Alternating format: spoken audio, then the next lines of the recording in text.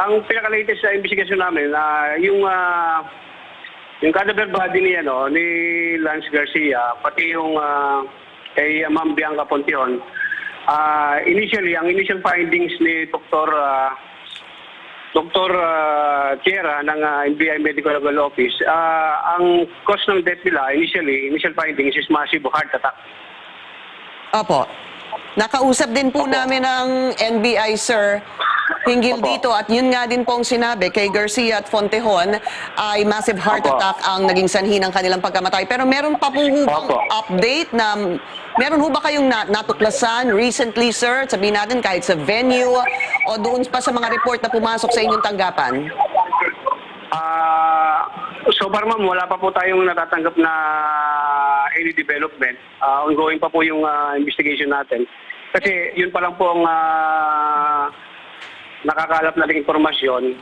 Yung iba pong biktima, gaya yung kay Ariel Leal, nag-waive na po yung family na hindi na po sila magpapa-autopsy.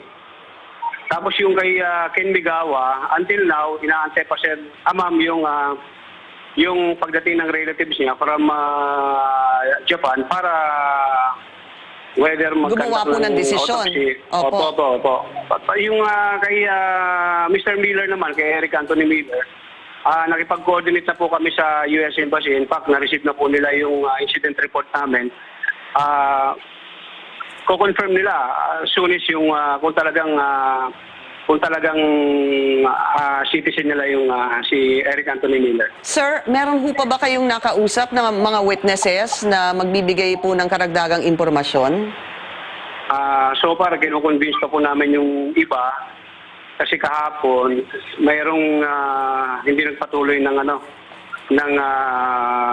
pagbibigay ng statement ng karagdagang salaysay. So hopefully by now baka hindi na sila pagod. Makapagbigay ko sila sa amin ng karagdagang informasyon. Sir, ano ho bang anggulong tinitingnan ninyo?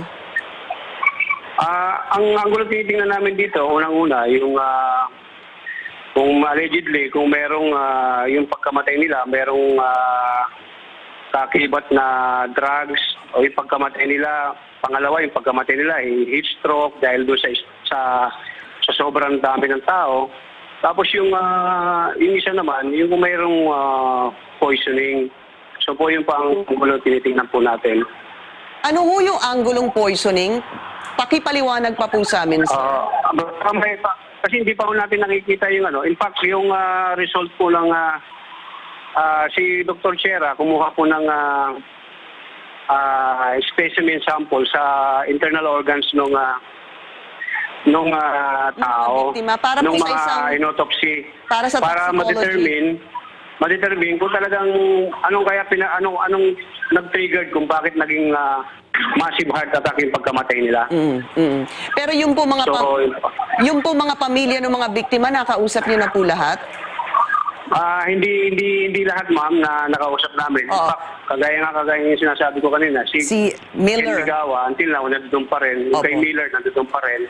Nasa morgue pa rin ng Manila Doctor Hospital. So, yung pamilya nung Leal, yung pamilya nung ni Ma'am Bianca, yun po. Tapos mamaya, pupunta ko kami, pag may time, pupunta ko kami sa Heritage Park